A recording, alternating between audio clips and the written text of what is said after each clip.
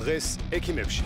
რატომ აზროვნებენ მოზარდები და ზრდასრული ადამიანები განსხვავებულ? ამოთმარო არ თავში უკრითო თინეიჯერებსო მართლა აბსოლუტურად მართალია, იმიტომ რომ თავის ტვინით არ აზროვნებენ. როგორ დავძლიოთ პრობლემები გარდატეხის ასაკში? რაღაცა საოცრება ხდება მათ ორგანიზმში. ფსიქოლოგი ნათია ფანჯიკიძე სტუმრად ექიმებში. ნებისმიერი ბავშვი ამ თავის არასრულყოფილების კომპლექსს ებრძვის სხვადასხვანაირად.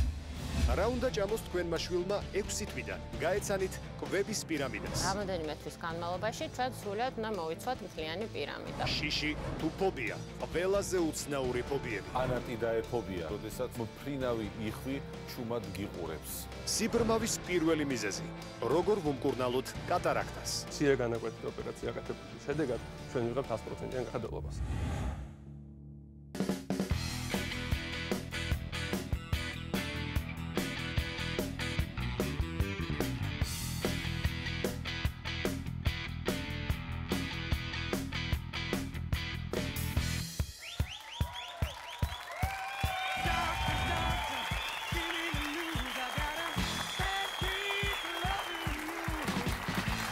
გამარჯობა, ეს არის გადაცემა ექიმები და დღეს მე ნინო დათო და ლევანი ვისაუბრებთ თქვენთვის მეტად საინტერესო სამედიცინო თემებზე. დღევანდელი ჩვენი გადაცემა მრავალფეროვანია და დარწმუნებული ვარ თქვენი ოჯახის ყველა წევრს დააინტერესებს.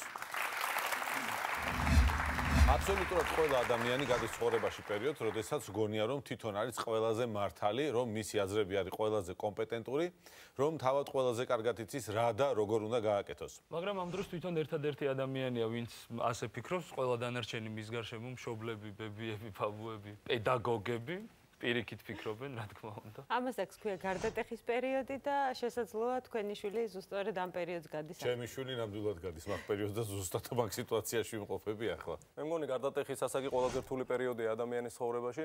ამ დროს მოზარდმა უკვე იცის რომ ის ბავშვი აღარ არის და ბავშვურად მოქცევა აღარ უნდა. თუმცა ისიც არ იცის დიდივით როგორ უნდა მოიქცეს, იმიტომ რომ მას ამის გამოცდილება უბრალოდ არ აქვს. დიდივით მოქცევას ერთ დღეში ვერ ისწავლის, ამიტომ სანამ ისწავლის იმ პერიოდში ძალიან უცნაურად იქცევა ბავშვი, ეს აქციელი კი მშობლებს არ მოსწონს და არის ერთი გაწევა და გამოწევა მერე. დათო, ძალიან საინტერესოა შენ როგორი იყავი ამ პერიოდში. მეც ვიწევდი იქით და აქეთაც იწევდნენ. ეს ისეთი ცუდი პერიოდია ადამიანის ცხოვრებაში, რომ მე ჩემი მეხსიერებიდან მე მგონი საერთოდ ამოვშალე ეს პერიოდი. რატო კონკრეტულად მუწუკები გქონდათ? როგორ? არა, სხვათა შორის აკნე არ მქონიას, მაგრამ რაღაცა აი როგორც კოტე მაღწერა ეხა მეგონა რომ ჩემი წვეტიანი აზრები ყველაზე მართალი და ერთადერთი იყო ამ დედამიწაზე სწორი აზრებიდან. და როგორ არავის არ ესმოდა შენი, ხო? ხო, თან ასეთ დროს ხო იცი, აჭრილია ადამიანი, ვერ გავიგე ექიმობა მინდოდა თუ სპორტსმენობა თუ ხო ამ ესეც იყო ხან ძველი ბიჭიც მეგონა ხოლმე ხან და ხან თავიდან სანამ გამაგდა აზრები რთული პერიოდი იყო. მე მინდა გითხრა რომ ესე მტკივნეულად არ მახსოვს ეს პერიოდი, ხო რაღაც წავი მომენტები მშობლებთან კონფლიქტებიც ყოფილა, ოღონდ რა თქმა უნდა ეს ძალიან მშვიდობიანად დასრულებულა. როგორ ხდები, მთავარია რომ ეს პერიოდი ასაკი დეც და გარდატეხის ასაკშიც მინდოდა ძალიან რომ ყოფილიყავი დიდი ბიჭი რა. ხო, აი ზუსტად ეგ. ამას ვაწვევდი მთელი არსებით, ახლობთ 1-8 წლის ასაკი. მანქანაზე რომ დავჭი, შენ თავს პარავ ბავშვობის რაღაცა წლებს რა, გინდა რომ დიდი ბიჭი იყო. რო დავიწყე მანქანის მართვა პირველად მარტო, ნუ ჯერ მეშინოდა და წყნარად შვიდად დავდიოდი. გვერდზე რომ ვიღაც მეგობარი შენ თანატოლი ერთი ჭკუის მოგიждდებოდა, მაშინ ეს ზუსტად ეს ენერგია და ეს მესამეში რომ ჩააგდებდი და მიაჭერდი, აი მაშინ იყო ზუსტად ეს ბუილი ფანტასტიკური პერიოდია. არა, მთავარია რომ ეს პერიოდი დიდხანს არ გაყვეს ადამიანს. ხო, ზოგს მიყვება დიდხანს კი. მოგიყევით ამდენი ამბები და გოგოების შემთხვევაში რა ხდება გარდატეხი? მე რაღაცა მეც რაღაცა კარგად არ მახსოვს ეს ამბავი. მე მახსოვს რომ ძალიან ბევრს სწავლობდი კომაროვში ვიყავი და ისე ვიყავი დატვირთული ამ ფიზიკა, მათემატიკი და იმდანთ რაღაც ძიმე იყო ეს პერიოდი ჩემთვის, რომ რაღაც სხვა აზრებისთვის არ ხო, რაღაც აი სხვა აზრებისთვის არ მეცავა. ჩაუწუილა გვერდზე. ესეთი რამე პირველად გავიგე, რომ იმდენს მეცადინეობდი, რომ გარდატეხის ასაკი გამომრჩაო და საინტერესო. ნამდვილად ესე იყო. საინტერესოა როგორ გამოიყურებოდით გარდატეხის ასაკში. ნუ რამდენად დავიჯეროთ რომ აკნე არ გქონდა, ვინმე ხომ არ გეცნობა სახედა. კოტეა. არა. მე მგონი შეხარ ჩემო ლევანი.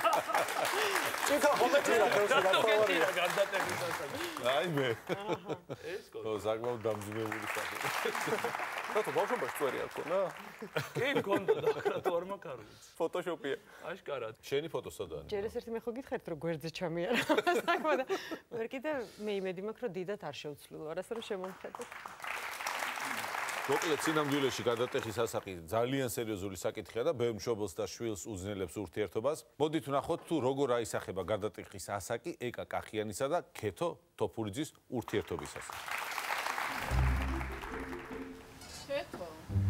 ხშირად ვკამათობთ ხოლმე, სხვადასხვა შეხედულება რო გვაქვს ხოლმე რაღაცების მიმართ, ის რომ ორივე ცოტა ისეთები ვართ, რა რქიანები. შეიძლება ძალიან გვიან მოვიდეს. ძალიან ბევრჯერ ვთქვამს, რომ აი ამ დროს სახში თუ არ იქნები, ძალიან გეჩხუბები და ძალიან დაიშჩები. არადეკვატურია, რომ 16 ეხა გახდა 16-ის 15 წლის გოგო მოვიდეს 3 საათზე. ჩემთვის არ არის ნორმალური. გოგოები ვზივართ ერთად ძალიან ვერთობით და უცებ უნდა მივიდეს სახში, იმიტომ რომ ეკას ესე უნდა. ძირითადად მაქვს შიში, რომ რაღაცა აი ხიფაც არ გადაეყაროს. მაგალითად ვიღაცასთან მანქანაში დააჯდეს, მეც მახსოვს ჩემ ბავშვობაში, რომ აი რაც უფრო მაგრა მიდიოდა ეს ბიჭი, უფრო მაგარი ბიჭი იყო და აუ ჩვენც მოგწონდა. მე რო ვეტყვი რომ გთხოვ, წავალ თუ რაღაც, მე მეუნება ხოლმე რომ კაი რაც გინდა ის გინდა, მე 3 დღე არ ვილაპარაკებ. ერთადერთი რაზეც მართლა იცოდეს ესეთი სიტყვა უნდა ვიხმარო რომ ჭედავ, რასაც ქვია, ეს არის ღამის კლუბებში. გონია რომ ჯოჯოხეთია. ერთ წამს რო ძალიან მაგრა ვართ და რაღაც ვლაპარაკობთ და რაღაცას განვიხილავთ და ნუ აი რაღაც ყველანაირ თემას მოვიცავთ, ან ყველაფერზე ვლაპარაკობთ. მეორე წამს რო გამიბრაზდება ისე მეშინე ხოლმე რომ აი სახში მისვლა როგორ იცი აი მამაო ჩვენ რომ ხართ ეთიშინა ესე რომ მილეცია მერტო გთხოვ. კი გამებუტა 1-2 ჯერ წავიდა, მაგრამ ვერ გაძლო და მე მოვიდა მეორე. მაშასე გთხოვთ მიესალმოთ მსახიობი მომღერალი და თინეიჯერის დედა ეკა კახიანი და თავად თინეიჯერი ქეთო თოფურიძე.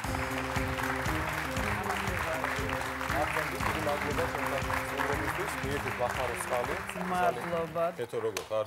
შვენი ბრატ. მადლობა რომ მოხვედრით. პირიქით მომწონს ძალიან თქვენი გადაცემა და მართლა? ძალიან გამიხარდა რომ ესე იგი თინეიჯერები არა მარტო თინეიჯერები არა, ჩვენ მთელი ოჯახი დიდი სიამოვნებით გიყურებთ ყოველთვის. მართლა ძალიან კარგი. ეკა თქვენ უკვე სამშვილის დედა ხართ და საკმარისი გამოცდილება უნდა გქონდეთ გარდატეხის ასაკთან დაკავშირებით და მასთან ბრძოლასთან დაკავშირებით. განსხვავდება თქვენი შვილების გარდატეხის ასაკი თქვენისგან? იცით რა, იმდენად განსხვავდებიან ერთმანეთისგან ხასიათით, რომ რა თქმა უნდა, ეს პროცესი და ეს პერიოდი ძალიან განსხვავებულია.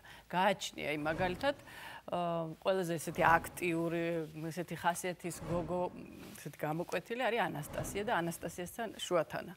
ძალიან გამიჭირდა. მე ვფიქრობ, ეს არის რაღაცა ის სახადივით არის. ეს უნდა მთელმა ოჯახმა რაღაცნაირად გადავიტანოთ. ძალიან რთულია. ვერაცდები და საერთოდ რა ხდება მათ თავში, მათ ჯერ ესეთი როგორ იცვლებიან. მე მახსოვს ჩემი თავი, აი ეს ფოტოები მე მგონი ყველა დავხიე იმას აკის. ისე შემეცვალა ყველაფერი. მე მეგონა მეც ყველა დავხიე, მაგრამ ერთი უპოვია ჩემ პროდუსერს. არ მეც მექნება ესეთი ალბათ. ეს რა მაინტერესებს დედებისთვის უფრო რთული, ანუ მშობლისთვის ზოგადად თუ შვილისთვის, გარდატეხის ასაკის პერიოდი ზოგადად. ალბათ ბავშვებისთვის, იმიტომ რომ წაკითხული მაქვს სადღაც რომ რაღაცა საოცრება ხდება მათ ორგანიზმში. ისე ცუდად არიან, უბრალოდ ვერ ხვდებიან რა ჭირთო. ხო, აი, ჰორმონების რაღაც ისეთი ცვლა მიმდინარეობს, რომ ძალიან ცუდად არიან, როგორც რა ჭირთ ვერ ხვდებიან. ამიტომ ალბათ უფრო ბავშვია ცოდო და ნამდვილად ბავშვია ცოდო, წარმოიდგინეთ ამ ორგანიზმში ატეხილ ქაოსს და არეულობას ემატება კიდე დედის ჭხუბი ახლა. ხო, და ამიტომ ვცდილობ, რომ არ ვეჭხუბო და თქვენ თუ ამიხსნით რა ხდება და კიდევ დამეხმარებით როგორ შეიძლება რომ გადავაგოროთ ეს პერიოდი, ძალიან კარგი. ახლა მე აგიცნობ დაახლოებით, რაში არის პრობლემა და რატო ხდება ეს ყველაფერი. თინეიჯერები ზრდასრული ადამიანებისაგან აბსოლუტურად განსხვავებულად აზროვნებენ. ამ ასაკში მოზარდები სპონტანურად მოქმედებენ და საკუთარი საქციელის გრძელვადიან შედეგებზე საერთოდ არ ფიქრობენ. ეს ყველა ვიცით, მაგრამ ის არ ვიცით, რომ ამ ყველაფერს აქვს თავისი სამედიცინო და მეცნიერული ახსნა. ეს არის თავის ტვინი. დიდი მადლობა ამ მულაჟისთვის საქართველოს უნივერსიტეტს პირველ რიგში. ეს წინა ნაწილი, შუბლის ნაწილი. ეს არის ტვინის ფრონტალური კორტექსი, რომელიც პასუხისმგებელი არის გააზრებული გადაწყვეტილებების მიღებაზე. ფრონტალური კორტექსი სრულად ყალიბდება დაახლოებით 25 წლის ასაკში. ეს იმას ნიშნავს, რომ თინეიჯერების ის ნაწილი, რომელიც 25 წლამდეა, ჯერ კიდევ სრულად ჩამოყალიბებული არ არის და ამის მაგივრად მათ საქციელს განაპირობებს ხოლმე ტვინის აბსოლუტურად სხვა ნაწილები. მაგალითად, ის ნაწილები, რომლებიც არის შუაში, აბსოლუტურად სხვა ზონაში მოთავსებული, სადაც ის ნაწილებია, რომელიც დოპამინის და ოქსიტოცინის ნივთიერებების გამომუშავებასთან არის დაკავშირებული. ეს ჰორმონები ძალიან დიდი რაოდენობით მაშინ გამომუშავდება, როდესაც ადამიანი რისკიან სახიფათო და თავისთვის სასურველ საქციელს ჩადის. ზუსტად ამიტომ არის რომ თინეიჯერები დაუფიქრებელი და რისკიანი ქმედებებით გამოირჩევიან მოზრდილებისაგან განსხვავებით. ანუ გამოთქმა რო არის თავში უკრითო თინეიჯერებს რომ მართლა აბსოლუტურად მართალია, იმიტომ რომ თავის ტვინით არ აზროვნებენ სხვადასხვა ნივთიერებებით, რომელიც გამოიყოფა და თავის ტვინზე საკმაოდ ძლიერ ზემოქმედებას ახდენს. შესაბამისად, მინდა ეკას ვთხოვო, რომ აი ამ რთულ მექანიზმს ბრძოლას ნუ გამოუცხადებთ. უბრალოდ ვისაუბროთ ერთმანეთთან და მაშინ ყველაფერი კარგად იქნება. თინეიჯერებს ძალიან უყვართ ხოლმე თავიანთი მეგობრებისთვის თავის მოწონება და ამასაც აქვს თავისი ახსნა. აი წარმოიდგინეთ პირველყოფილი ადამიანი იმ დროში თუ ისინი ეკრანზე ჩანან, თუ ისინი სხვა ადამიანებთან ერთად არ იქნებოდნენ და მარტო იხეტიალებდნენ, ეს ფაქტობრივად სიკვდილის თვალფასი იქნებოდა. გარდატეხის ასაკშიც დაახლოებით იგივე მექანიზმი და განცდა ჩდება. მოზარდს ეშინია რომ საზოგადოებაში არ მიიღებენ, ვერ მოხდება მისი ადაპტაცია და დარჩება მარტო განყენებული, ამიტომ ცდილობს თავისი ენერგეტიკით, თავისი ადრენალინით მოაწონოს თავი გარშემო მყოფ ადამიანებს და ზუსტად მაშინ ხდება ეს გაუთვითცნობიერებელი თუ დაუგეგმავი ნაბიჯების გადადგმა. მოკლე გათვლით რომ აი ახლა მე ეს უნდა გავაკეთო, იმიტომ რომ ჩემ გარშემო მყოფ საზოგადოებას ეს მოეწონება და მე ამითი შეიძლება სულაც არ მოწონდეს, მაგრამ იძულებულია რომ ეს გააკეთოს, რომ დანარჩენებს თავი მოაწონოს, ამიტომ ასე დროს ზუსტად შეიძლება ხიფაჩიც ჩაიგდოს თავი. და ამტკიცოს თავისი ინდივიდუალური. კოტემ ძალიან კარგად აგვიხსნა რა ხდება მოზარდის ორგანიზმში ასე დროს, მაგრამ კიდევ ერთ რამეს უნდა გავუსვათ ხაზი. ამ ასაკში ახალგაზრდები ძალიან ფიცხები არიან და მშობლის მიცემულმა პატარა შენიშვნამ დასჯის ცდილობამაც შეიძლება ისეთი ძალიან ძლიერი რეაქცია გამოიწვიოს მოზარდის მხრიდან, რომ სავალალო შედეგებამდეც მივიდეთ. ამიტომ აუცილებელი არის ასე დროს, რომ მშობლები მიუხედავად იმისა, რომ ძნელია ბავშვებთან ასე დროს ურთიერთობა, მაქსიმალურად გაგებით უნდა მოეკიდონ და შეეცადონ დიალოგში შევიდნენ. ანუ კიდე რა 25 წლამდე უნდა ვიცადო? არა, 25 წელი აუცილებელი არ არის, ძირითადი მაინც ალბათ 20 წლამდე ასაკი, 20-21 წლამდე, მაგრამ მაინც დასაკვირვებელი და მოსაფერებელი პერიოდია ამ ასაკში. არა, კეთო ისე ჭკვიანი გოგოჩანს, მე მგონი ამ ფრონტალური კორტექსი უკვე კარგად არის აქტიურად და თქვენ შეგიძლიათ შვიდათ იყოთ, იმიტომ რომ კეთო შემთხვევაში გარდატეხის ასაკი ძალიან მალე დამთავრდება. მეც ესე მგონია. შენც ვეღარ წამოგაძახებს ვერავინ გარდატეხის ასაკი. წარმატებებს გისურვებ გარდატეხის ასაკში და ცხოვრებაში დიდი მადლობა რომ იყავით ჩვენი სტუმრები. დიდი მადლობა. ჩვენ საუბრობთ გარდატეხის ასაკზე და კიდევ ერთი საკითხი, რომელიც ამ პერიოდში ძალიან თვალშისაცემია ხოლმე, ეს არის ბიჭებში ხმის მუტაცია. მართლა მტკივნეულია ხოლმე ამ ცვლილებასთან შეჩვევა, როდესაც შენი შვილის ხმა ჯერ კიდევ გუშინ წვრილი და პატარა ბიჭური იყო და დღეს მისთან სვლავთ ვიღაც კაცი გელაპარაკება. ზუსტად მაგ დღეში ვარ ახლა მე წახში. და ამ საკითხზე ჩვენ მოვიწვიეთ ვოკალის პედაგოგი ქაბატონი მანანა მორჩილაძე, გთხოვთ მივესალმოთ ქაბატონ მანანას. ძალიან დიდი მადლობა რომ მოგზადეთ ჩვენთან სტუდიაში, როგორ მოგწონთ ჩვენი გადაცემა, გითხარით ძალიან მომწონს და აი თუ სახლში ვარ და რეპეტიცია არ გვაქვს, დიდი სიამოვნებით უყურებ ხოლმე. ანუ ვით სახლში ბრძანდებით და რეპეტიცია არ გვაქვს, უყურებთ გადაცემა ექიმებს. რადგან ეხლა ჩვენთან ხართ და რეპეტიციაც არ გაქვთ, ბახმაროს წყალშემოგთავაზებთ. სიამოვნებით. კალკონანა უამრავი ახალგაზრდა გადის თქვენს ხელში. მოზარდებში გულისხმობთ, რა თქმა უნდა, ხმის მუტაცია რეალური პრობლემაა თუ ნაკლებად? არა, ეს პრობლემა არის განსაკუთრებით ბიჭებში, ახლა თქვენ თვითონაც თქვით. გოგოების შემთხვევაში ეს ასე მტკივნეულად არ არის. ნუ რა ხდება ამ მუტაციის დროს, ხო? აი ეს მაღალი ტემბრის ხმა უცებ გადადის რადიკალურად იცვლება. გოგოების შემთხვევაში არის ის, რომ ნუ ქალის ტესიტურაში გადადის, ძირითადად მაღალი ბგერები რჩება და სუყდება უბრალოდ ხმა. და ბიჭებში აი წარმოიდგინეთ რა ხდება, რომ აი ადამიანი, რომელიც მიჩვეულია მაღალ ტემპში ლაპარაკს, ხო, სხვანაირია მოწყობილობა ყელის, ხორხის, პოზიციის და ერთ დღეს იღვიძებს ეს ადამიანი და აქ კაცის ხმა. და ახლა წარმოიდგინეთ რა ხდება აქ, აი მაღალ ტემპშია და ამ დროს დაბალი ხმა აქვს და ეს ასხლეტა იწევს სწორედ ამ ყიყლიყოებს, რომელიც ცოტა სასაცილოდ ისმინება, მაგრამ გარდაუვალი პროცესია. მამა დღეს საღამოს კინოში წავალ. აი მაგას იწევს. ჩვენ პრაქტიკაში შეყოფილია შემთხვევები, რომ აი ამ პრობლემის გამო ვინმეს დაუნებებია თავის სიმღერისთვის სამუდამოდ. არა, მე პირადად ესეთი შემთხვევა არ მქონია. იცით რა შეასაკ, თუ ეხა პედაგოგი და მშობელი არ მოინდომებს ძალიან რომ დაუზიანოს ხმა ბავშვს და არ გამოატოვებინებს არც ერთ კონკურსს, არც ერთ კონცერტს, რაც შეიძლება რთულ სიმღერებს ამღერებს, ამან რა საკვირველია შეიძლება ეს გამოიწვიოს.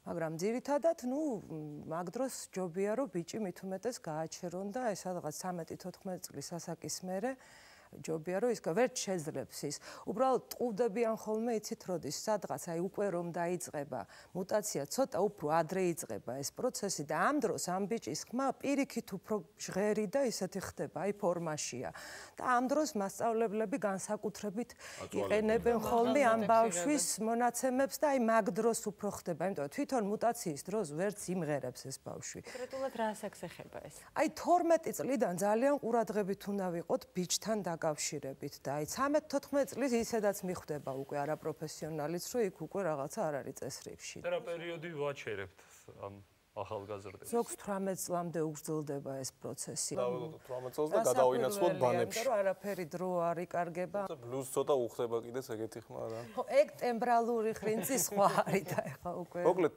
ხმაში ამ ყიყლიყოების გაჩენა მხოლოდ და მხოლოდ ერთი რამის ბრალია და ეს არის ხორხი და მისი ზრდა. აი ხორხი დაახლოებით აქ მდებარეობს. აი ეს ასე გამოიყურება. გრაფიკაზე შეგვიძლიათ ნახოთ. ხორხში არის განთავსებული ბგერითი იოგები და ფილტვებიდან ამოსული ჰაერი ამ ბგერითი იოგებს შეარხევს და ამ შერხევის შედეგად წარმოიქმნება უკვე ბგერა. რაც შეეხება გარდატეხის ასაკს, ამ დროს უფრო მეტად ბიჭებში ხორხის დიამეტრი იზრდება, შესაბამისად იზრდება ბგერითი იოგების სიგრძეც და ხმა იცვლება. ნუ ხევის ამპლიტუდის ცვლილების გამო იცვლება ადამიანის ხმაც. გარდა ამისა, ჰორმონების ზეგავლენით, რა თქმა უნდა, ამ ასაკში თვითონ სახმო იოგების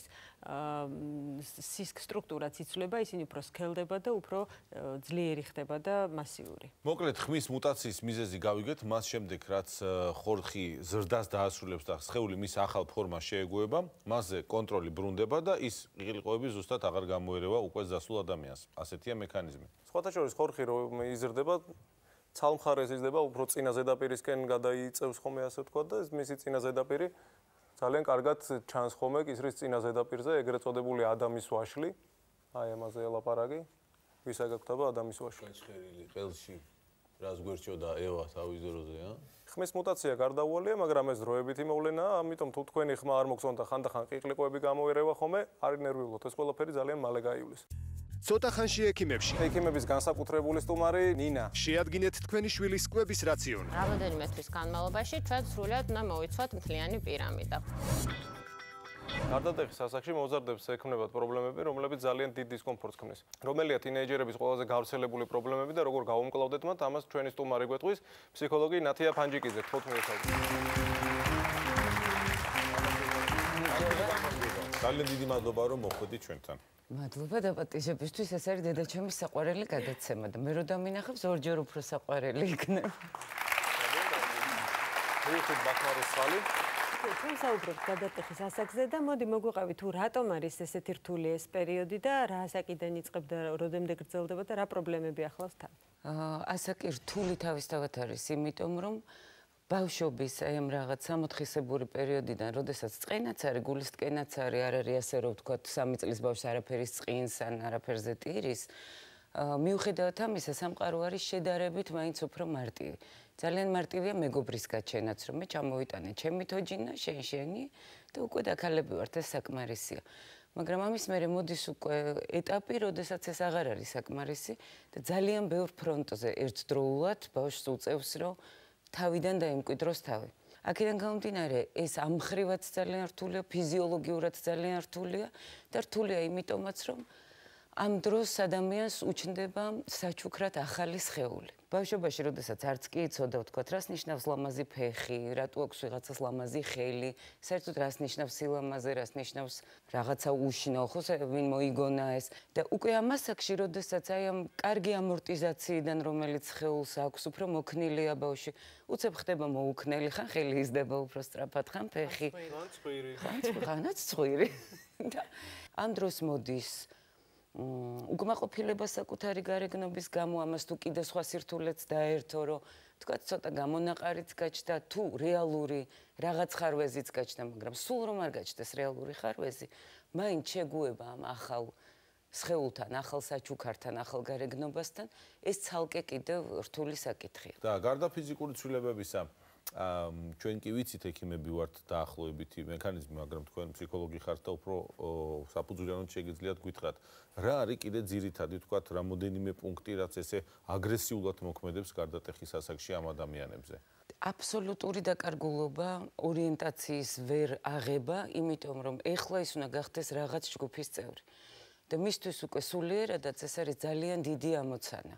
ამ დროს ბავშვები კიდე ზარმაცდებიან და მშობლებისგან ხშირად მოისმენთ ამ საყვედურს და ნუ აი ყველა მშობელმა უნდა იცოდეს, რომ ამ დროს შვილის გაზარმაცება არის ძალიან ნორმალური მოვლენა, იმიტომ რომ თავისი საერთო სასიცოცხლო ენერგიიდან მას ყველაფრისთვის თანაბრად აღარ ყოფნის ენერგია. ამიტომ ამ ასაკში ის ამ ენერგიას ხარჯავს უფრო მეტად იმისთვის, რომ თავი დაიმკვიდროს მეგობრებში. იმის მიხედვით რა მოთხოვნაც არის იმ კონკრეტულ ჯგუფში, რომელიც მან აარჩია. ანუ სოციალიზაციის ეტაპი იქნება. სოციალიზაციის ეტაპი, რომელიც ძალიან რთულია, იმიტომ რომ ეს არის ექსპერიმენტების ეტაპი. მის გამოცდილებაში ძალიან ცოტა რამ არის. მხოლოდ ოჯახის, მხოლოდ ავტორიტეტების და ეს არის ავტორიტეტების მსხვერპლის ასაკი. ბავშვი უნდა აჯანყდეს. როდესაც თქვა 6 წლამდე ბავშვისთვის მშობელი არის ღმერთი, მერე ეს ღმერთები მრავლდებიან დაუშვათ პედაგოგების, მშობლების, მეგობრების, ვიღაც იმ უფროსების სახით, რომლებიც მათთვის არიან ავტორიტეტური. ესე იგი სახში აჯანყება მაქვს ახლა მოენათია? აუცილებლად უნდა მოხდეს, იმიტომ რომ ეს არის განვითარების ნორმა. და ჩემი ავტორიტეტის მსხრევა მიმდინარეობს. და აი ეს არის ძალიან საინტერესო ბრძოლა დაცულ მტერთან, იმიტომ რომ მშობელი არის ყველაზე დაცული მტერი. მას ვერ დაკარგავ, იმიტომ რომ პირველად რო ასეთი აჯანყება ბავშვმა მოახდინოს მეგობართან, მეგობარს აუცილებლად დაკარგავს, ან სერიოზული კონფლიქტი მოხდება. და ოჯახში ეს კარებების მიჯახუნება შენი საქმე არ არის, არა მე მოვალ პირველ საათზე, არ მოვალ 12-ზე. ყველაზე ხშირი ფრაზა არის თავი დამანები. რა შენი საქმეა? ეს არის განვითარების ნორმა, რომელიც უნდა შედგეს ჯანმრთელ ურთიერთობაში მშობელსა და შვილს შორის და აქაც მშობელს აკისრია უკვე ტვირთი, რომ ხანდახან შვილს მისცეს უფლება გამარჯვების. მშობლები როგორ უნდა მოიქცნენ ასეთ დროს? ვაცადოთ მოზარდს რომ დაუშვას შეცდომები თვითონ და თავისი დასკვნები თვითონ გამოიტანოს მერე თუ რაღაცნაირად ჩვენ შეგვიძლია რომ ან ურჩიოთ ან ვეცადოთ რომ უფრო მეგობრულები გავხდეთ მათთან თუ პირიქით უფრო ვაცადოთ ისინი მაინც დაუშვებენ შეცდომებს და კიდეც უნდა დაუშვან იმიტომ რომ მათი შეცდომა არ არის აუცილებელი გავდეს ჩვენ შეცდომას და აქედან გამომდინარე მათი ბიოგრაფია იქნება მათი შეცდომის მიხედვით ეს არ ნიშნავს იმას რომ შულს არასდროს არ უთხრა რომ გადასასვლელზე გადადი ფრთხილად გაიხედე აქეთ არ ნიშნავს იმას რომ არ მიაწოდო ინფორმაცია მაგრამ ასეთ დროს ყველაზე კარგია როდესაც ყვები ამბავს რომ აი ეს ასე მოხდა და იმას ეს დაემართა. როცა ბავშვს ეს ესმის და ეს არ არის პირდაპირ მიმართული მისთვის როგორც რჩევა, ის აქედან იღებს რაღაც გარკვეულ გამოცდილებას. არის მომენტები, როცა ეს არასრულფასოვნების კომპლექსი საკმაოდ დიდხანს მიყვება და უკვე სოციალურ ადაპტაციაში ხელს უშლის ადამიანს. ამ შემთხვევაში რა რჩევას მიცემთ თქვენ მშობელს? ნებისმიერი ბავშვი ამ თავის არასრულყოფილების კომპლექსს ებრძვის სხვადასხვანაირად. ზოგი ზედმეტი ჭარბისით ამამით და ზოგი მიყვება მეტად დათრგუნული, უფრო მეტად ეშინია გამოვიდეს, მოყვეს გაკვეთილი, მაგრამ ამ ასაკში ყველა იმუშავებს თავისი პოტენციალის მიხედვით დამცავ მექანიზმს. მაგრამ თუ კი ადაპტაციის უნარი იმდენად არის გართულებული, რომ ბავშვი ვერასოდეს ვერ ადაპტირდება სოციუმში, ვერ იძენს ერთ მეგობარსაც კი, იმიტომ რომ ერთი მეგობარიც კი ნამდვილი, ეს ძალიან ბევრია. ეს არ არის ცოტა. მაგრამ თუ კი ასეთი საერთოდ მას არ ჰყავს, მაშინ რა თქმა უნდა ჯობს რომ დაეხმაროს ფსიქოლოგი და გააძლიეროს. ნათია, ძალიან დიდი მადლობა ესეთი სრულფასოვანი, მნიშვნელოვანი და საჭირო ინფორმაციისთვის. ძალიან დიდი მადლობა მოგზაურობისთვის და წარმატებებს გისურვებთ თქვენს და მშობლებსაც დაუჯერეთ ნათიას სკოლა. თუ თქვენი შვილი უკვე 6 თვის ან ოდნავ მეტის არის, ეს ნიშნავს, რომ ის განვითარების ახალ ეტაპზე გადადის და მასთან ერთად თქვენს ბევრი ახალი რამ უნდა ისწავლოთ. ზუსტად ეს ეტაპია ახლა ჩვენი სტუმრის ცხოვრებაში. გთხოვთ მიესალმოთ ლიკა მეტრეველი და ექიმების განსაკუთრებული სტუმარი ნინა. გამარჯობა. გამარჯობა. აი ჩვენი განსაკუთრებული სტუმარი. გამარჯობა. ჩვენ ახლა ნინას გარშემო უნდა ვიტრიალოთ და ვისაუბროთ, ამიტომ მოგვიყევი მასზე. გითხარით, როგორი ბაია, რამდენი თვის არის პირველ რიგში გითხარი? 7 თვის გახდა 20 სექტემბერს. წყნარი ბავშვია თქო ვერ ვიტყვი, მაგრამ არც რთული გასაზრდელი არ არის. ძალიან მხიარულია, მაგრამ ახლა წუხს რატომ ხარ? წუხს, იმიტომ რომ ძალიან მოეწონა ტაში როცა დაუკრეს და მოდი სტუდიას თხოვოთ, რომ გავამხნევოთ ჩვენი პატარა ნინა. მოდი სათამაშო მივცეთ. აი ნახე როგორი ზღარბი ყავს შენთვის. მოგწონს? და ურასაყვარელი. ლიკა ალბათ შენი შვილის ასაკიდან გამომდინარე ძალიან ბევრი კითხვები გაქვს ხოლმე პედიატრებთან გაინტერესებს რაღაცები, ყვებასთან დაკავშირებით, ჯანმრთელობასთან დაკავშირებით. კი, ძალიან ბევრი კითხვა მაქვს ნამდვილად. აი როგორი დედა ხარ ეს? დაფეთებული დედები რო არიან ხოლმე, ღამე რო ჩუმად უსმენენ ხოლმე ბავშვის სუნთქავს თუ არა რო ამოწმებენ ესეთი ხა? გაკეთებული დედა, ну არა, ღამე ნამდვილად ესე არ უსმენ სუნთქვას, მაგრამ ისე როდესაც ტიროს ხოლმე ძალიან მეშინია, რომ ის ძალიან ისე არ იტიროს ჩაბჟირებამდე. მაინც აი ყველაზე ხშირად რა შეკითხვა გაქვს ხოლმე, რასთან დაკავშირებით გაქვს უფრო? ჭამასთან და ძილთან. ჭამა და ძილი. ძილით საკმაოდ ცუდად ძინავს. ეხლა თან ისეთი პერიოდი გვაქვს კბილები არ ამოგვსულია ჯერ და გასაგებია და ალბათ კიდევ გაინტერესებს, როდი შეიძლება ბავშვი დააჯდეს, როდი შეიძლება ფეხზე დადგეს და ასე შემდეგ, ხო? კი, ნამდვილად. ხო და აი ახლა ყველა ამ შეკითხვაზე შენ მეიღებ კომპეტენტურ პასუხებს, გთხოვთ მიესალმოთ ჩვენ შემდეგ სტუმარს, პედიატრი სოფო ცერცვას.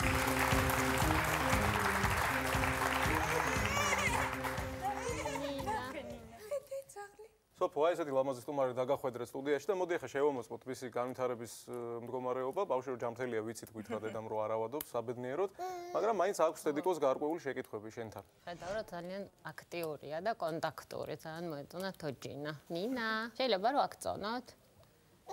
კი? კი. მოდი ავწონოთ. ეს პედიატრისთვის მინდა გითხრათ რომ რუტინული სამუშაოა, ბავშვის გასინჯვას სწორედ ასე იწყება ხოლმე, აუცილებლად უნდა დავადგინოთ მისი წონა. შეგვიძლია დავსვათ ისე რომ არ გავაბრაზოთ. დაჯდა ნინა. ნინა არ ჩერდება ეხლა რომ ზუსტი წონა დავაფიქსიროთ, მაგრამ თითქმის 8 კილოგრამია. იდეალური წონა აქვს ნინას. მაინტერესებს 7 თვის ასაკში, აი ბავშვი, ძირითადად რითი უნდა იკვებებოდეს? 6 თვემდე რითი იკვებებოდა? 6 თვემდე, ანუ რძეს სვავდა ადაპტირებულს, ასევე ხილფაფას, ბოსტნეულის პიურეს და ნუ 6 თვიდან დავიწყოთ ასევე ფაფა ბურღულეული. 6 თვე ის ასაკია, როცა უნდა დავიწყოთ დამატებითი საკვები, მაგრამ ბავშვის ასაკი არ არის მხოლოდ ის მანიშნებელი, რომ დროა დავიწყოთ დამატებითი საკვები, ასევე უნდა ქონდეს გარკვეული უნარჩვევები ამისთვის. მაგალითად, უნდა შეეძლოთ დამოუკიდებლად წამოჯდომა, ან თუნდაც მიყრნობილი ჯდომა, რომ ჩვენ შევძლოთ მისი ყვება. რაც შეეხება რითი დავიწყებთ დამატებით საკვებს, ეს უკვე თქვენი გადასაწყვეტია. თავარი ის პირობაა, რომ დავიცვათ ის, რომ არ მივცეთ ბევრი ახალი საკვები ერთად, ანუ ვასინჯებთ ერთს საკვებს, რამოდენიმე დღის განმავლობაში ვაგუებთ ამ საკვებს და ვაკვირდებით, ასე ვთქვათ, როგორც იტანს ამ საკვებს. უკვე ვამატებთ მეორე საკვებს და ასე ეტაპობრივად ამისთვის შეიძლება დაგჭირდეს რამოდენიმე თვე, რომ სრული რაციონი მოვიცვათ იმისი, რაც უნდა მიიღოს თქვენმა პატარამ დღის განმავლობაში, თუმცა ესე ნელ-ნელა უმტკივნეულად შეძლებთ მისთვის ეს დამატებითი საკვების სრულად შეთავაზებას. კიდევ ერთი კითხვა მაქვს თევზთან დაკავშირებით. რაღაც ესე მაქვს გაგებული, რომ 7 თვის ბავშვმა უკვე ყოველ კვირა ერთი კვება მაინც უნდა მიიღოს თევზი და ანუ რამდენად სწორად ვიცი? კონკრეტულად თევზზე ცოტა უფრო ვრცლად გეტყვით, როცა ჩვენ კვებით პირამიდას გაგაცნობთ უფრო ახლოდან. ძალიან დიდი მადლობა ნინას იმისთვის, რომ იყო ჩვენი გადაცემის სტუმარი. თქვენ კი შეგიძლიათ გვადევნოთ თვალე და უკვე დამატებით დეტალებს აგიხსნით კვებასთან დაკავშირებით. მადლობა ნახვამდის. ცოტა ხანში ექიმებში. ნინო, ისი გეშინია ყველაზე მეტად? რატო მე არაფრის არ მეშინია? როგორ გავუმკლავდეთ ფობიას? აირჩიეთ ანმიანობა. მემართება პანიკური შიში. არაადეკვატური ხდება. მიწევ შემოვლითი გზით. ეს არის კვების პირამიდა, წარმოდგენილია ის საკვები, რომელიც იდეალურად ყველა ადამიანმა უნდა მივიღოთ დღის განმავლობაში. არა მარტო ბავშვებმა? არა მარტო ბავშვებმა, თუმცა ამ შემთხვევაში კვებაზე ვსაუბრობთ. 6 თვიდან, როდესაც ვიწყებთ დამატებითი საკვების მიწოდებას, რამოდენიმე თვის განმავლობაში ჩვენ სრულად უნდა მოვიცვათ მთლიანი პირამიდა, ყველა მისი საფეხურით. როგორც ხედავ, ლევან, ყველაზე დიდი საფეხური არის ბურღულეულის. ეს უნდა შეადგენდეს ბავშვის კვების რაციონის ძირითად საფეხურს. აქ გვაქვს წარმოდგენილი პური, წიწიბურა, ბრინჯი და მაკარონი. შემდეგ, როგორც ხედავ, მეორე საფეხური, ეს არის ბოსტნეული და ხილი.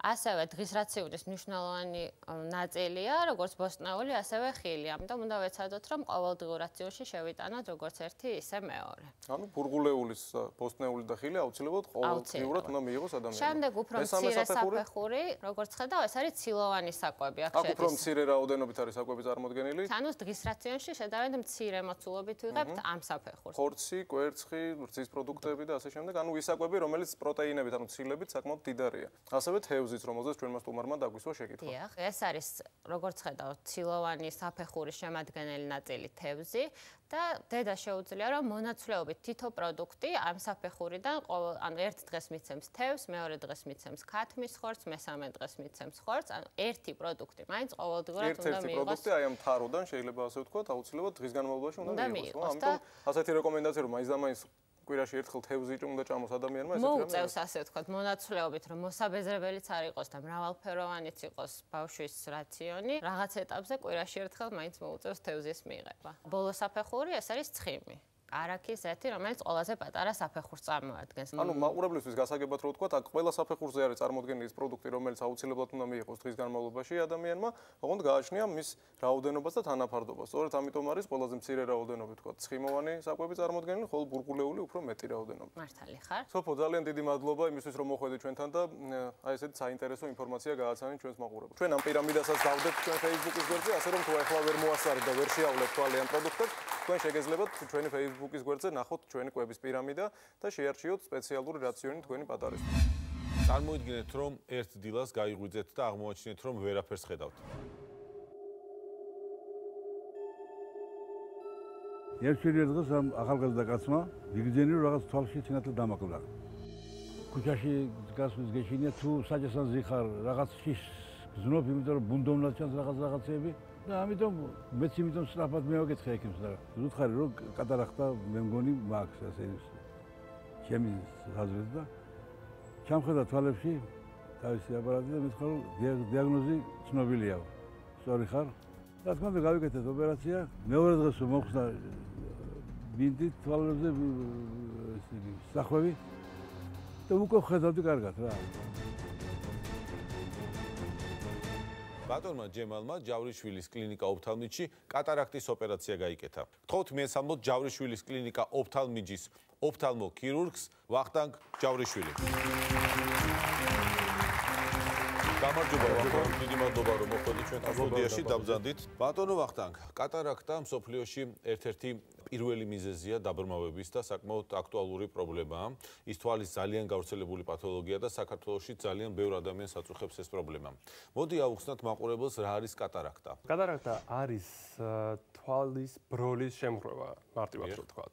რაც არის გამოწვეული ბევრი სხვადასხვა მიზეზის გამო, რაც ალბათ ვისაუბრებთ. წამყვანი მიზეზი რა არის ვთქვათ? წამყვანი მიზეზი არის უფრო ასაკობრივი კატარაქტა ეგრეთ წოდებული, ანუ საშუალოდ 70 წლის შემდეგ კატარაქტის რისკი ბევრად უფრო მატულობს. უფრო ახალგაზრდა ასაკში არის თუ არა ეს მოვლენა? გასაკურველია. კატარაქტები არსებობს, შეიძლება იყოს ტრაუმული კატარაქტა, ნებისმიერი ასაკის ადამიანში შეიძლება იყოს მედიკამენტოზური კატარაქტა, ანუ გარკვეული ძლიერი წამლების დიდი ხნის გამოყენების გამო. აგრეთვე არის თანდაყოლილი, ანუ დაბადებისანვე. და კურნალობაც პრინციპში არის ქირურგიული კურნალობა და ახალშობილ ბავშვებშიც კი იკეთდება ოპერაცია. უფრო გასაგები რომ გახდეს მაყურებლისთვის, უნდა ვიცოდეთ ნორმალური მხედველობის პირობებში როგორ მუშაობს თვალი. შუქი პირველად შედის თვალის სხოვანაში. შემდეგ ის გადის თვალის გუგაში და ამის შემდეგ შუქი ბროლში, ანუ ლინზაში გაივლის. ბოლოს გამოსახულება ფოკუსირდება თვალის ფსკერზე და ეს გამოსახულებები შემდეგ ელექტრონული სიგნალების სახით ეგზაუნება თავის ტვინს, სადაც ხდება აღქმა ამ ყველაფრის. კატარაქტის დროს კი ბროლი არის ამღვრეული, გამჭვირვალობას კარგავს და შუქი ვეღარ არ ხერხებს თვალის ფსკერამდე დაუბრკოლებად მიაღწიოს. შესაბამისად, გამოსახულება ფუჭდება.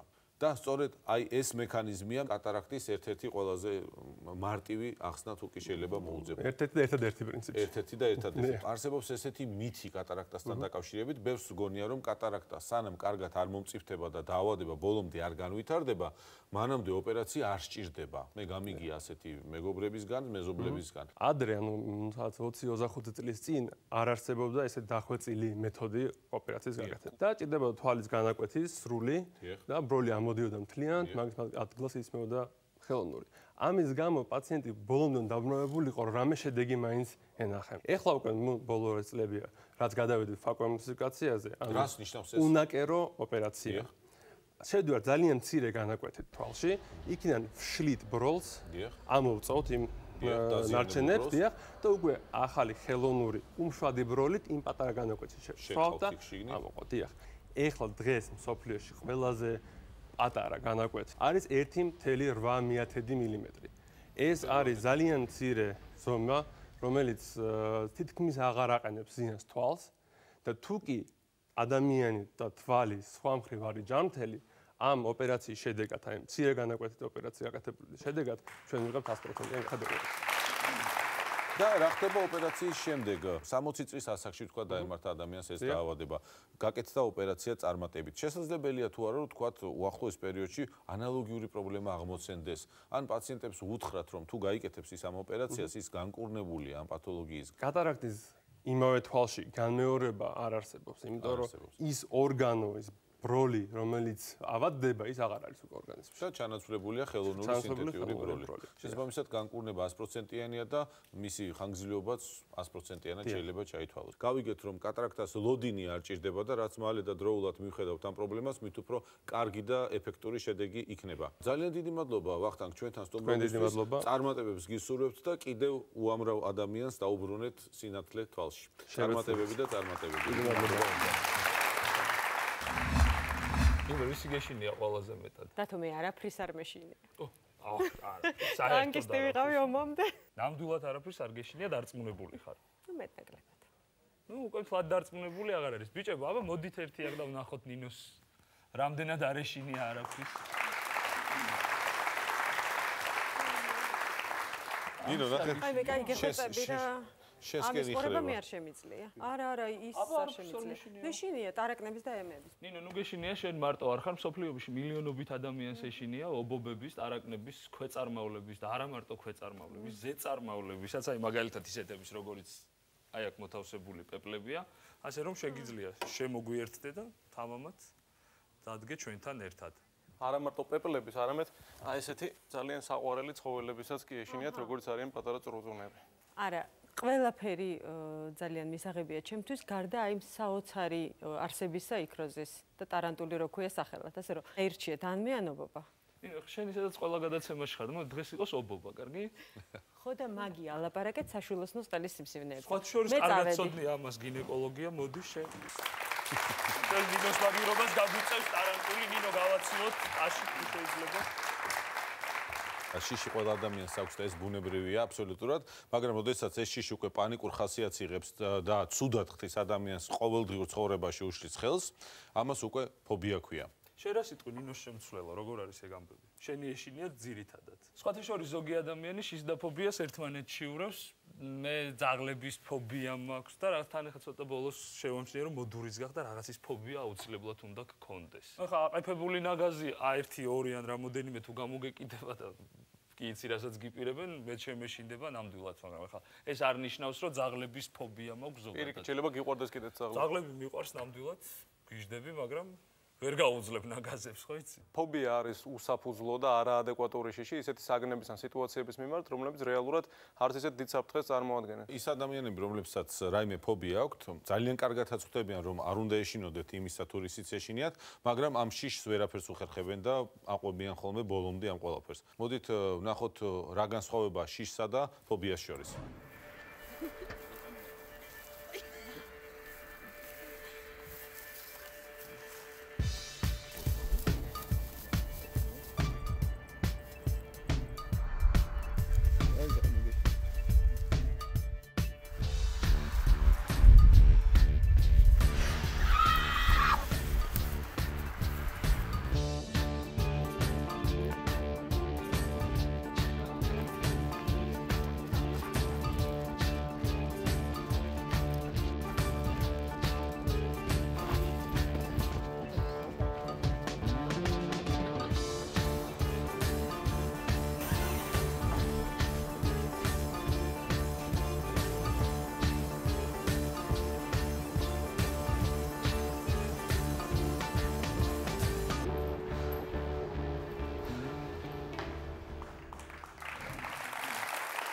ფობია იმ შემთხვევაში, თუ შიშის წყაროსთან მიახლოებისას გეწყება პანიკა და ვერ აკონტროლებ ემოციებს. ეს ფოთვა გეწყება იმის გაფიქრებაზეც კი, რისიც სინამდვილეში გეშინია. ოფლიანდები, გულისცემა გიჩქარდება, სუნთქვა გიძნელდება, ან სუნთქვაც შეიძლება აგიჩქარდეს ამ შემთხვევაში. ასევე აღელვების გამო ნორმალურად ფუნქციონირების უნარს კარგავ და აბსოლუტურად ყველა გონესხმარობ იმისათვის, რომ ამ შიშის წყაროს როგორმე თავი აარიდო. ისე როგორ გონიათ, რომელია ყველაზე გავრცელებული ფობია მსოფლიოში? ერთ-ერთი ყველაზე გავრცელებული, რისიც მსოფლიოში ძალიან ბევრს ეშინიას, ობობების ფობია. ისე მართლა უცნაურეზე, პატარა ობობა როგორ აშინებს ამდენ ხალხს.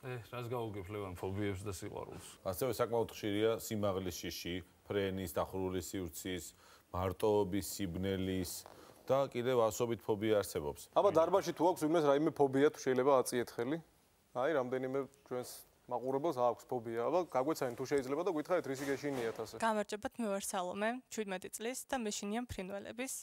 ეს შიში ჯერ კიდევ მაშინ პატარაობიდანვე დამეწყო. თავიდან რა თქმა უნდა შინაური ფრინველების მეშინოდა, რადგანაც ხშირი შეხება მქონდა სოფელთან. ხოლო ეს ქალაქში გადმოვედი და შემდეგ ტრედების შიში მქონდა. ყველაზე მეტად არ მსიამოვნებს ნებისმიერი ფრინველის თვალები. რა კონტექსტში ხვდებით თქვენ და ფრინველების, რომ თვალებში ჩახედო მათ?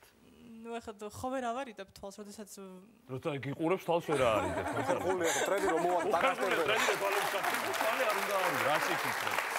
სასაცილოა ეს ყველაფერი რა თქმა უნდა, მაგრამ მინდა გითხრათ და დაგამშვიდოთ, რომ ერთ-ერთი გავრცელებული ფობიაა, მაგრამ თქვენ შემთხვევაში მაინტერესებს ეს ფრინველების ფობია, ასე ვთქვა, დარწმუნებული ხართ თქვენ შემთხვევაში რომ ნამდვილად ფობიაა ეს და არა უბრალოდ შიში, ან უბრალოდ იცით ინფორმაციულად რომ მათი თვალებში ჩახედო არ შეიძლება. ქუჩაში გავდივარ, სადაც ბევრი მტრედია, მაგალითად, მიწევს შემოვლითი გზით, შორი გზით წასვლა და ძალიან დროის ფაქტორს ძალიან მახარჯვინებს. სამსახურში გაგვიანებს. ასევე სახლში, როდესაც ვიცი მაცივარში გაყინულიან და გავყინავი ქათამი და მაცივარს გამოაგებ და იგივე ქათამი რომ იყურებ. ეს ქათმები როგორ იყინებ, ხო ის თვალები რჩება ღია. აქ მე ჩემში რა ფობია აქვს გავარკვიოთ? გამარჯობათ, მე ვარ გვანცა. აი ლიფტის მეშინი არ დაიწყო, ხა ეს ფრინველების მერე არ გიყვანდი. ღამის პეპლების, დღის პეპლების არა. ისი არა, როგორც ღამის პეპლები. და რა გემართება ღამის პეპლების და როგორ გამოიხატება ეს შენი შიში? ყვირი ხარ, გარბი ხარ, თუ რას აკეთებ? გარბი ვარ და არაადეკვატური ხდები და ამის გამო ხშირად აღმოჩენილ ვარ საკმაოდ უხერხულ მდგომარეობაში. აი ფრინველები და ღამის პეპლები გავიკეთ. კიდევ რამე უცნაური ფობია ხო არა აქ ვინმეს დარბაზში? აი უკანა რიგში აქვს გოგონას კიდევ რაღაც უცნაური რამისთან რა გაქვს? მოგესალმებით. მე ვარ დეამ გაობლიშვილი 21 წლის. მე ალბათ ყველაზე უცნაური ფობია მაქვს, მეშინია ასანთის ღერების. ხო, ნუ ეხა მეცინება მე არ ვიცი, ბავშვობიდან მეშინია ასანთის ღერების, როდესაც ხედავს. დავა კონკრეტოდ ერთი ფაქტი, როდის გეშინდა ისინი ყოლოფში რომ ყარათ არის დაცული თუ გამოაღწიეს იქიდან იმ შემთხვევაში? აი როცა ვხედავ თვითონ ამ ღერებს, ამ დროს მემართება პანიკური შიში. ანუ საერთოდ ვერ უყურებ. და რა გონია რომ რა სიზამს ღერი? არ გინახავს თავისით რო ინფებია? ძალიან საინტერესო ფობია. ასანთი არავის არ გვაქვს იმედია. ჩვენ ამ ფაქტს შესაძლებლად ქველები და ობობები რომ მოვიყვანეთ აქ. თუმცა ასანთი უნდა დაგვეყარა და მართლა ძალიან ბევრი უცნაური ფობია არსებობს, მაგრამ ჩვენი ფავორიტი მაინც არის ანატიდაეფობია. თქვენ იცით რა არის ეს რესიფობია? ეს არის ფობია, როდესაც მფრინავი იხვი ჩუმად გიყურებს. მართლა არსებობენ ადამიანები, მე არ ვიცოდი ხა ასანთის ღერის სადაც ეშინია ჩვენ დამსწრეს სტუმარს, ეხლა მფრინავი იხვის შეგეშინდეს, მე მგონი ნაკლებად გასაკვირია. რომელიც ჩუმად გიყურებს, კი, გაკვირდება. ეროს ანადიროს დადიხარ, კიდე გასარკვევია ვინმეს აკვირდება. ზემოდან გიყურებენ შენ და ყურადღება ეს მფრინავი იხვები. აკონტროლებენ. სხვათა შორის ცნაური ფობია აქვს ერთ-ერთ ცნობილ ადამიანს და მოდით ვნახოთ ვიდეო. პირდაპირ მუნჯდები და შეშდები და ეს სუნთქვას ვკარგავ. ნუ საერთოდ ყველაფერი სასიცოცხლო იმპულსი მე ყველანაირი მეკარგება. ძეგლი არ დაიძრება და არ გამოგეკიდება, მაგრამ ამის და მიუხედავად რაღაც დამთრგუნველი, გამაოგნებელი შიში შეიძლება გქონდეს. გამორიცხულია რომ გავიხედო იქით და რამოდენიმეჯერ ვეცადე რომ აი ცოტათი მაინც თქვათ რაღაც მივახლოვებოდი და ну ეს სისხლი მეყინება ძარღვებში. ალბათ ერთი 3-4 ძეგლის გამოვლა მაინც დაჭირდებოდა ჩვენამდე მოსასვლელად გეთათოს და ამიტომ არ არის სტუდიაში დღეს ჩვენთან. იქ ვაჟაბშაველა იყო ჩასაფრებული ბოლოში. ახლა კი მინდა მოვიწვიო სტუდიაში სპეციალისტი, რომელიც გვეტყვის თუ როგორ გაუმკლავდეთ ფობიებს, ფსიქიატრი ქალბატონი ნინო ოკრიბელაშვილი.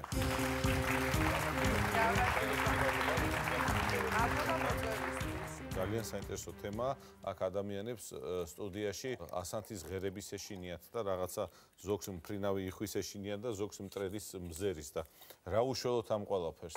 შიში, რომელსაც ფობიას ჩვენ უწოდებთ, არის ირაციონალური. ის არ ემორჩილება რაღაც გარკვეულ ახსნა განმარტებებს, მაშინ ლოგიკა არ არსებობს. და რითი უშუალოდ ამ ირაციონალურ ფობიას? როგორ შევხედოთ ქათამს თვალებში თუ ტრედს? როგორ ვიყოთ მშვიდად ღამის პეპლებით და რა უყოთ ამ ასანთს ხოლმე? ერთ-ერთი ფაქტორი, თუ საკუთარ თავზე ვიმუშავებ და აი ამ ფობიას ჩვენ სასაცილოდ გავხდით, საკუთარ თავს იუმორით შემოუტრიალებთ, ერთ-ერთი გზა არის ძალიან მნიშვნელოვანი. ეს პირველი რჩევა მინდა დაიმახსოვროთ თქვენ, ეღადავეთ თქვენს ფობიებს და აღარ გაგიტყდებათ მათი ნახვა, თვალებში შეხედვა, კიდევ ორი ესეთი მარტივი რჩევა მიცემთ გოგონებს. ფსიქოლოგიური მკურნალობა ფობიების არის მიახლოება და დაშორება ესეთი შიშის ობიექტთან. ანუ რა ქნას მიუახლოვდეს ასანთისღერებს და დაშორებას. ამას ქვია ნაბიჯ დესენსიტიზაცია, ანუ გრძნობელობის დაქვეითება. მესამე არის ცხოვრების ჯანსაღი წესი. ძალიან დიდ როლს თამაშობს ალკოჰოლთან თამაში, ნარკოტიკთან მიმართებაში, მოსაწევთან მიმართებაში. მე საუბარი მაქვს როგორც მარიხუანაზე, ასევე ჩვეულებრივ სიგარეტზე და ასევე ძალიან მნიშვნელოვანია სწორი კვება. იცხოვრეთ ჯანსაღი ცხოვრების წესით, მიირთვით ბახმაროს წყალი, არავითარ შემთხვევაში ნარკოტიკები, არავითარ შემთხვევაში ალკოჰოლი. ნუ სიგარეტი, რა თქმა უნდა, ყველაფრისთვის მავნებელია და ასევე აღმოჩნდა ფობიებისთვისაც. ძალიან დიდი მადლობა სტუმრობისთვის. საინტერესო საუბრისთვის ხალხონინე. თქვენ კი გაითვალისწინეთ ფსიქიატრის რჩევები ამ შემთხვევაში. შეხედეთ იუმორით თქვენს ფობიებს და ბევრად უფრო კარგად იცხოვრეთ. უკვე დიდი ხანია მეცნიერები თანხმდებიან, რომ სიცილი არა მარტო თქვენს განწყობას, არამედ თქვენს ჯანმრთელობასაც აუმჯობესებს. მეცნიერები ასევე იმასაც ამბობენ, რომ სიცილი აუმჯობესებს სისხლის მიმოქცევას, აძლიერებს ორგანიზმის იმუნურ სისტემას, ავარჯიშებს, კუნთებს, წვავს კალორიებს და თქვენ წარმოიდგინეთ, აწესრიგებს ძილს. და პირადად ჩემი აზრით, სიცილი ადამიანს ალამაზებს. მოკლედ, სიცილი საუკეთესო წამალია და არც რეცეპტი არ ჭირდება. ხო და მოდი ახლა ყველამ ერთად ჩავიტაროთ სიცილის თერაპია. დავიწყოთ? ეს იმას გულისხმობს, რომ ნებისმიერ უსიამოვნო სიტუაციაში თქვენ 15 წამი უნდა იცინოთ. რა საკეთებთ, როდესაც თქვენი მეზობელი თქვენ სარესხს ხალიჩას დააფერთხავს ზემოდან? იცინით?